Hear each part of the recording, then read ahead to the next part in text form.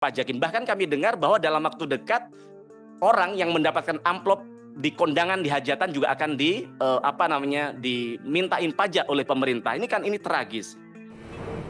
Anggota DPR RI fraksi PDIP, Mufti Anam, mengkritik wacana pemerintah soal pungutan pajak dari uang amplop kondangan. Dalam rapat bersama Menteri BUMN Erick Thohir, ia menduga pemerintah sedang mencari sumber pemasukan baru akibat berkurangnya dividen BUMN yang dialihkan ke Danantara. Ia menyebut masyarakat makin terbebani karena hampir semua lini telah dikenai pajak, dari pelaku UMKM online hingga pekerja digital.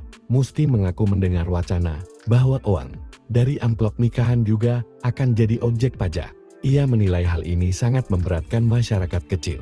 Ia juga mempertanyakan efektivitas Danantara dalam mengelola dana negara jika dibandingkan dengan Kementerian Keuangan. Menanggapi isu ini, DJP membantah adanya rencana memajaki amplop hajatan. Direktur Humas DJP, Rosmauli, menegaskan bahwa pemberian bersifat pribadi dan tak rutin tidak dikenai pajak. Ia menekankan sistem pajak Indonesia bersifat self-assessment, sehingga masyarakat melaporkan penghasilan secara mandiri. Mufti kemudian menyatakan harapannya agar wacana tersebut tak diterapkan, karena dinilai tak berpihak pada rakyat.